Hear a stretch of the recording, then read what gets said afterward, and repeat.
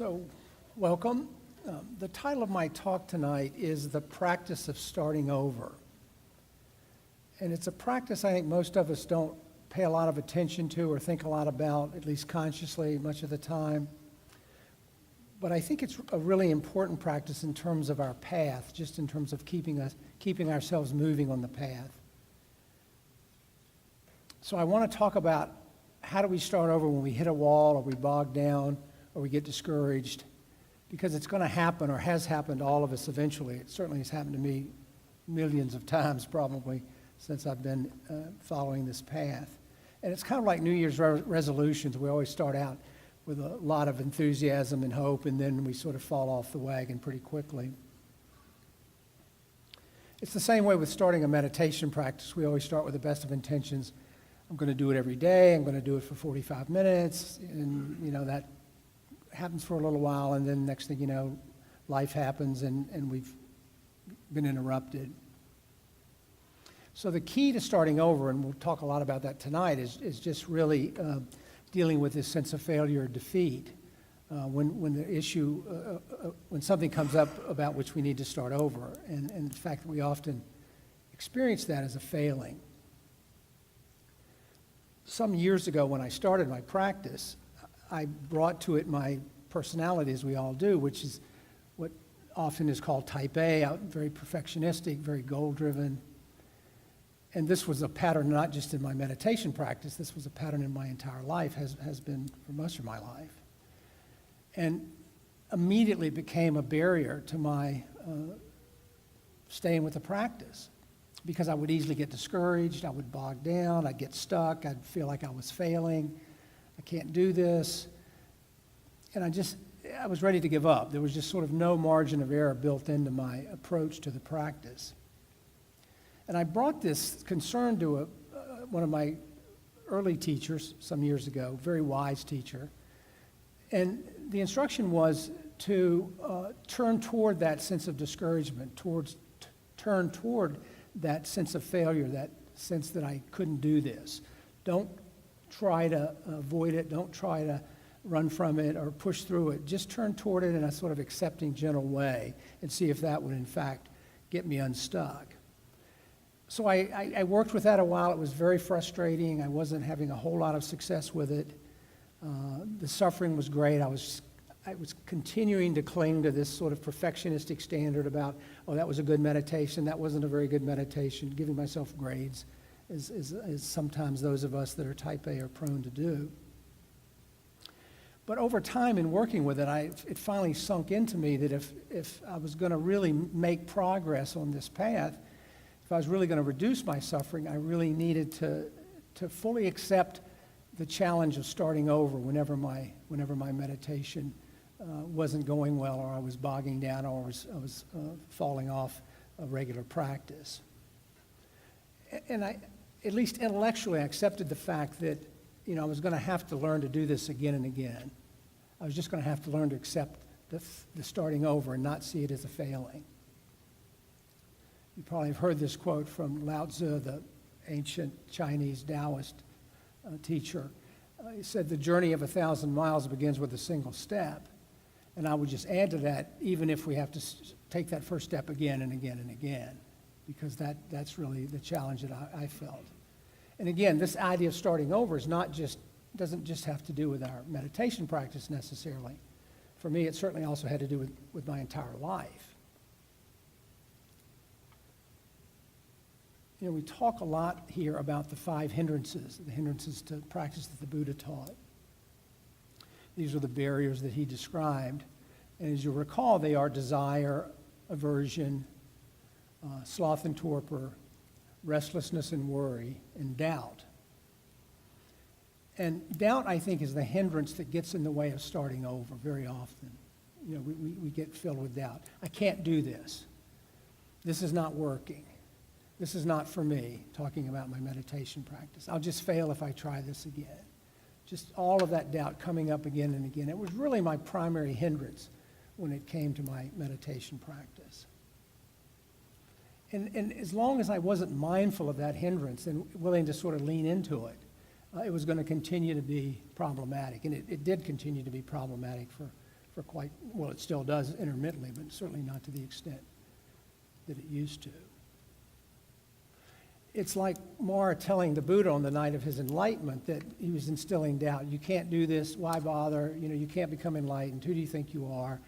And I just had this image of the Buddha having to start over. Mara would come in and bring some temptation or some doubt, and then he would start over, and he stayed with it, and that was the night in which he became enlightened. Sharon Salzberg, who I think we all know about, she's taught here in the past, she talks a lot about starting over in her teaching. And I think she's really, in my view, been the primary Vipassana teacher in fleshing out this whole notion of starting over and how do we work with it to keep our practice on track. And she shares in her teaching that when she started practicing, she would easily get discouraged, she'd get distracted, she'd get confused, things that really resonated with me when I read about her own experience. And she says after some time, she learned to start over by continually, as often as necessary, coming back to the breath during her sitting meditation. It's why we talk about come back to the breath without judgment, gently come back to the breath, essentially starting over as many times as we need to when we're doing our sitting practice or our walking practice. And I think by following her example, we can learn to be less reactive to our own challenges, including the one of doubt and starting over.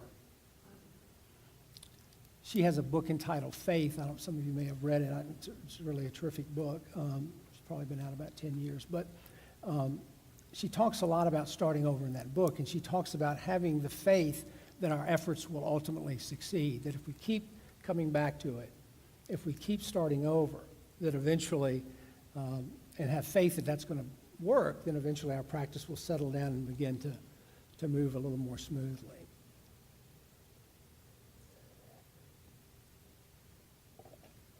And she says faith is not getting caught up in these emotional stories that we can't achieve anything, that there's permanence to this failure. We have to have the faith that this too shall pass if we're continually running into difficulties and doubts about our practice. And this is a quote from her, Sharon Salzberg. She says, "We need to be able to forgive ourselves when we stumble or forget, and based on that forgiveness, be able to reconnect to our basic intention. One of the primary tools we have in spiritual life is the understanding that everything is changing all the time, that nothing is fixed and nothing is permanent. Because of that truth, when we make a mistake, we realize that we can begin again." So there she's really tying in the notion of impermanence to the fact that we keep coming back to it. We have the faith to keep coming back to it. So for me, and I think for a lot of us, it's our judgments about how unworthy we are while we can't change, and that gets in the way. That really trips us up. And I think that the key there is to accept that our minds are constantly being pulled away from that object of awareness or that object of concentration, and that it's causing us to lose the awareness of that present moment. Trying to stay in the moment with our practice. And the challenge here is, I think, to keep starting over even when we are responding unskillfully and off the cushion. Again, this happens, I have this pattern, it's not working. Can I change it? Do I just give up? It's too much, I can't do it. All that doubt, all that self-judgment that comes in. And very often, our inclination is just to throw in the towel and walk away and say, this isn't going to work. I'm never going to be able to change this part of my life. I'm never going to be able to get my practice on track again, and so forth. So one of the things that I've struggled with a lot is maintaining the resolve to start over and not falling back into those sort of perfectionistic expectations, that sort of rigid sense of how I should be doing this. Oh, this should go this way. Why is it not going that way? This was not a good meditation, whatever that is. And I think we all sort of have an idea, oh, that was a really good meditation. I was really focused, I was really centered. And giving ourselves a grade. But over time, and with the guidance of the teacher, I was really able to start shifting into being more mindful when that would come up, kind of holding it lightly, not buying into it, not letting it undermine me. And that's when I really felt like that attitude shift occurred. And when that attitude shift occurred, I really felt things start to slow down, by which I mean that drive that had always plagued me from the perfectionism began to ease up. That sort of rigidity about expectations began to ease up. I could really begin to see the fruits of my efforts in terms of letting go of that inability to start over, or to not be harshly judging myself when I got off track or hit a road, a pothole or whatever. And it was really about accepting those limitations, the limitations of my own practice, without judgment. It's like, okay, this is what it is. This doesn't mean that I'm failing. This doesn't mean that I'm not capable. It doesn't mean I can't do it.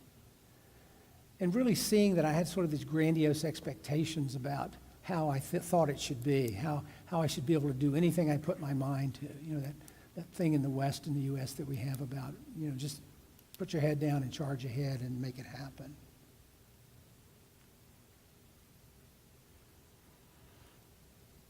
So it's really about remembering that the Buddha taught us to stay in the present moment, to be skillful about that, to be compassionate with ourselves about that. And just to attend as best we can, not perfectly, not without difficulty, but as best we can attend to that moment, whether that's sitting on the cushion or in our day-to-day lives. In my field, when I was working in psychology, this capacity of starting over really is one mark of what we call emotional resilience. That ability to sort of bounce back from difficulty, to have that resilience. I don't think one can be resilient if we're harshly judging ourselves and not giving ourselves the space to start over. I think it's just that critical that it's going to be very difficult to be able to have that level of resilience without that acceptance of the need to start over again and again and again. And here I don't mean it conceptually. I think we can all understand conceptually what I'm talking about. I'm talking about really at a gut level, at sort of a visceral level, a feeling level, if you will, because that's very often where we get tripped up. It's the feelings that come up when I think I've failed, or when I think I can't do this, or I'm frustrated, or I'm just going to walk away. It's not worth the effort. And invariably in those situations, it's because I haven't brought my mindfulness to the situation. My intention is not there. My acceptance is not there. Those are the times I get into trouble, because I have to step back and say, oh, here we go again. I'm judging the situation harshly. I'm not allowing it to just be as it is.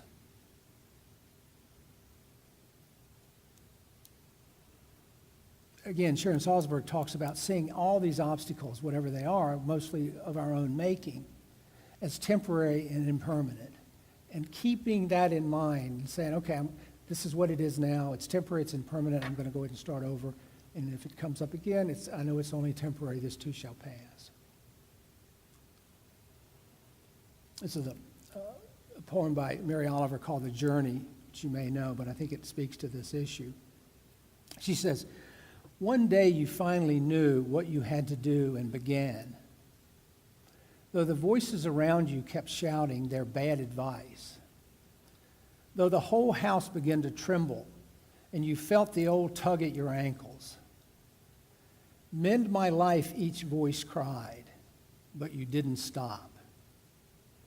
You knew what you had to do, though the wind pried with its stiff fingers at the very foundations, though their melancholy was terrible. It was already late enough and a wild night and the road full of fallen branches and stones. But little by little, as you left their voices behind, the stars began to burn through the sheets of clouds.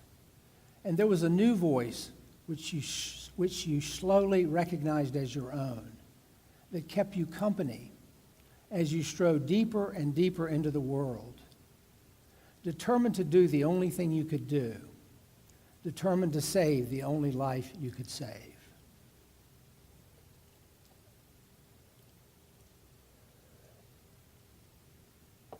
So how exactly do we do this? Do we start over?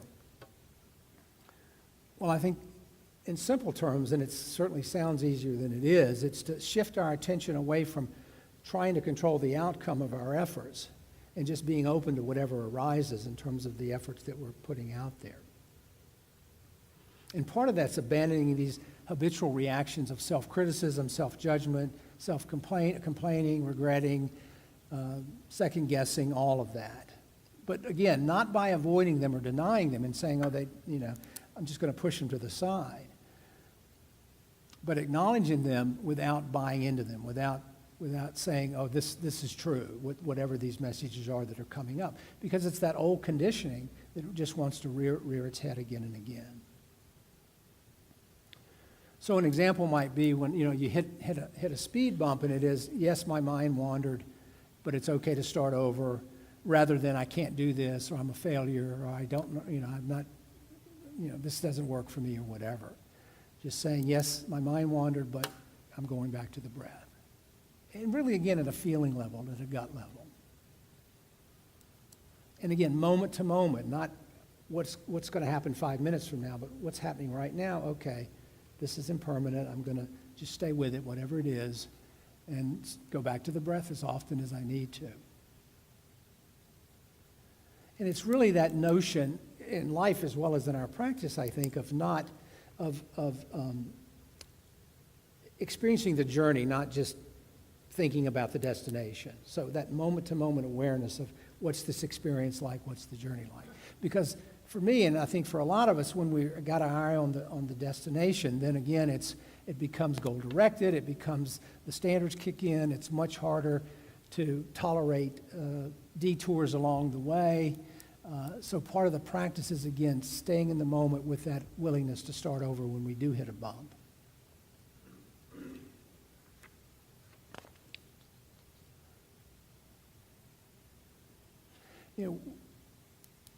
We set goals all the time, but I think many of them don't work out. I mean, it's just the nature of things. Like I said about New Year's resolutions. I'm going to lose 25 pounds by, Easter, whatever. I'm going to quit smoking. I'm going to do this. I'm going to exercise more. It's very easy for us to become disappointed because our goals aren't met. But we've really not been attentive to that moment-to-moment process in terms of whatever it is we're trying to address.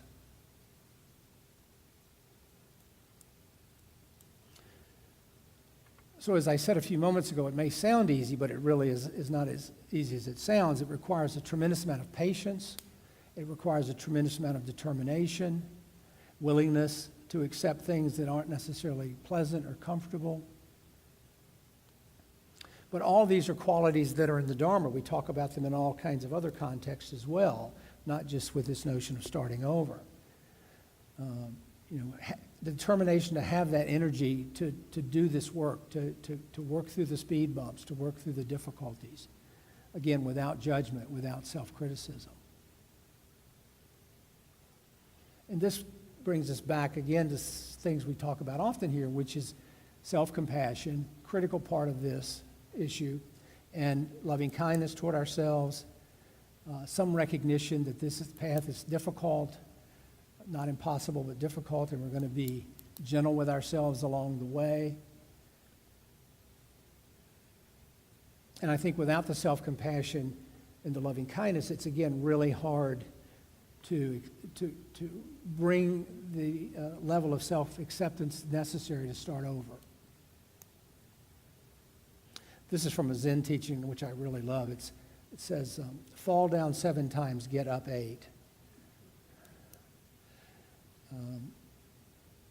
Or this was another quote from the ancient Rabbi Hillel. He said, I get up, I walk, I fall down, meanwhile I keep dancing. So what are the barriers to starting over in our practice, in our lives? Well, perfectionism is one that I've suffered from. I think maybe a lot of us do.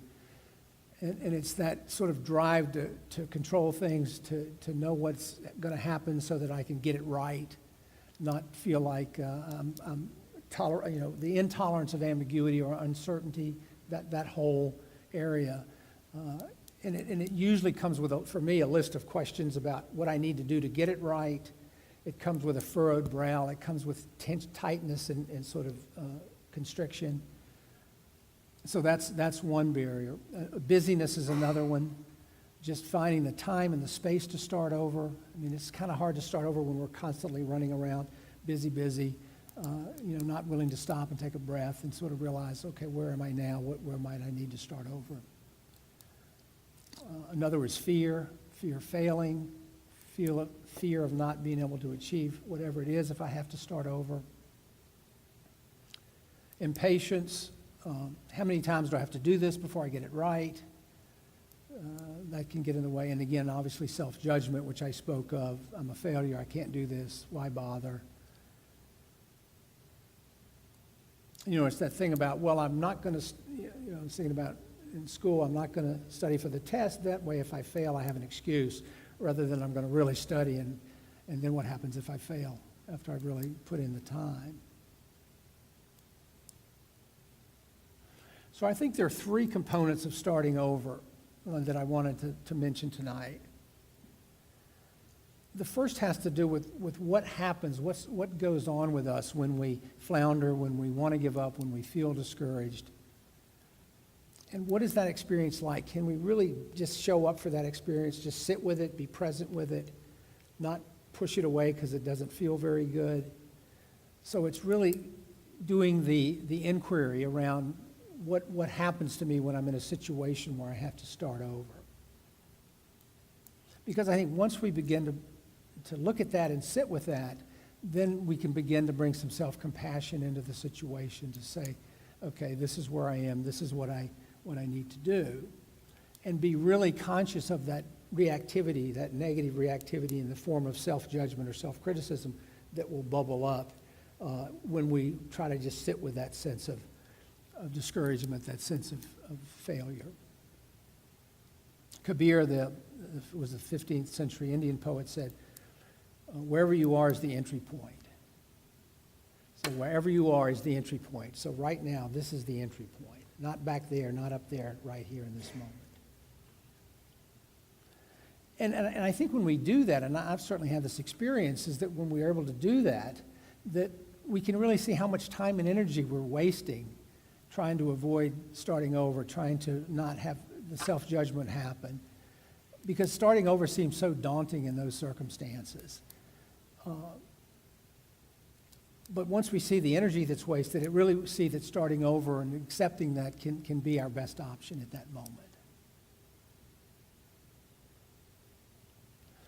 The second sort of strategy, if you will, is start small when starting over. Don't try to just take on the whole world. Set the goal reasonably so that I'm not trying to change at this moment every part of my practice. It's just what's in front of me right now. That's the part that I need to focus on. Not get too grandiose again about how much I think I should be able to manage in this particular moment. And so the intention is to start over, but it's in small increments, at least initially, because that's going to make it less likely that frustration and all that sense of self-criticism is going to arise. And again, always allowing for that compassion about starting over when we hit a setback, when we experience a setback. And again, allowing that to help us build resilience, build flexibility that we talked about a little while ago. And then finally is making our practice, our sitting practice, the focus where we really practice starting over. And as that Sharon Salzberg quote a few minutes ago about using the breath, each time we come back and just allowing that to be whatever it is, without judgment, without condemnation.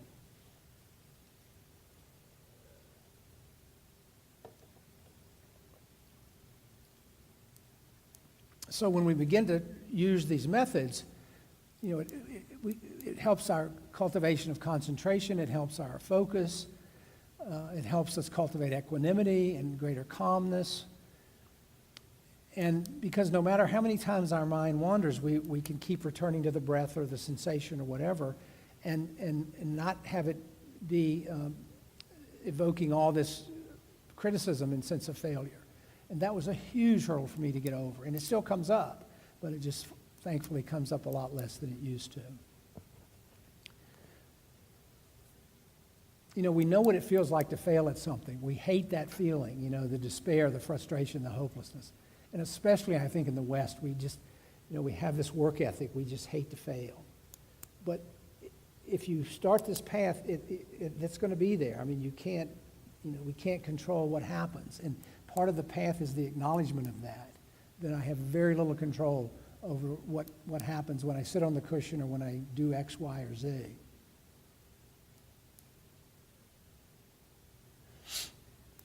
And for me, it was the more painful the feelings, the less I wanted to look at it, the less I wanted to start over, the less I wanted to experience it, process it, sit with it, whatever. But I began to recognize that was all the more reason to start over. You know, to shine a light on whatever it was I was struggling with, not try to push it into the dark corner.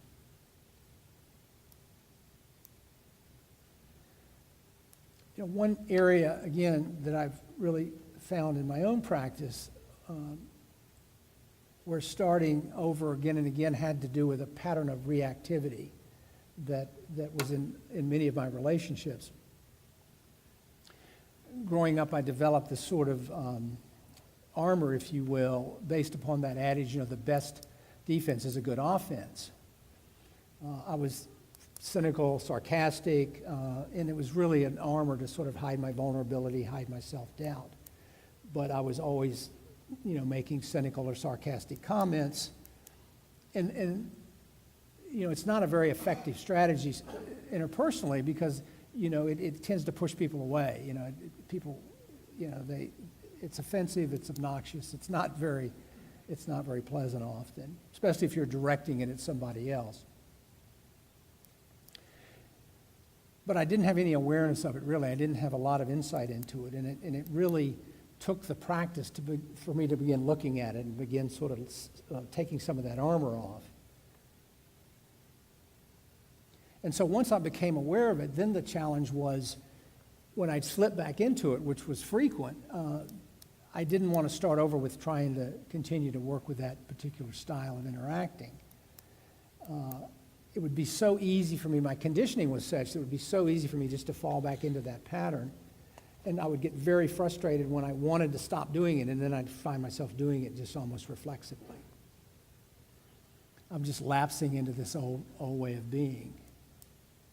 But again, as I was able to begin to accept the need to start over whenever that pattern of reactivity reared its head, I got better and better at catching it early, nipping it in the bud. And again, this is where the practice, I think, really provides some benefit because the mindful awareness of whatever that pattern is, once we can build in just a slight pause there, then we begin to be able to manage it differently.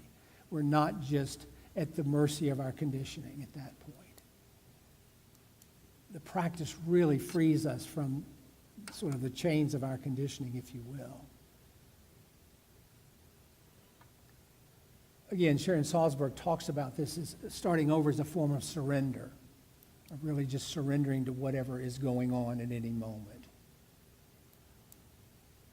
And she makes a strong case for there being a difference between surrendering and succumbing, between letting go and hurling it away. That becomes a very important distinction.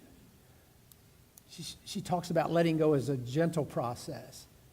You know, not passive, but gentle in terms of its tone, that it involves intention, it involves practice, and a willingness to challenge the habits of the mind, but gently, always gently. She also talks about what she calls the fractal moment, those real milliseconds where we catch that, you know, we have that awareness of whatever our conditioning is. You know, we immediately see, oh, there it is again, and we can step back from it. We can see when we've strayed away from our deepest aspiration, when we've chosen a course that's different from what we've always done because of our conditioning. Again, falling down and needing to stand up again and again. Fall down 7 times, get up 8.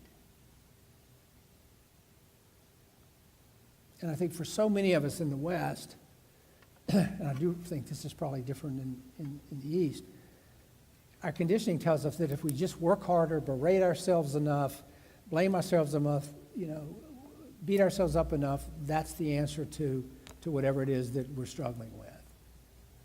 And yet the result is we feel drained and depressed from all that self-judgment. It doesn't help. It just gets in the way. And if we can look at it mindfully and just see that there's an ease in letting go, and there's an ease and the kindness in starting over, that's a positive part of our practice. It's not a failing. It's about really changing our relationship to our experience. How do we react when uncomfortable stuff comes up?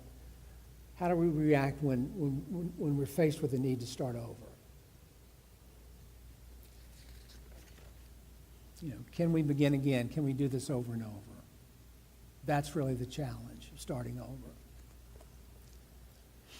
So I want to close with a quote from Sharon Salzberg. She says, "The invitation to begin again and again and again that meditation affords is an invitation for the practice of self-compassion.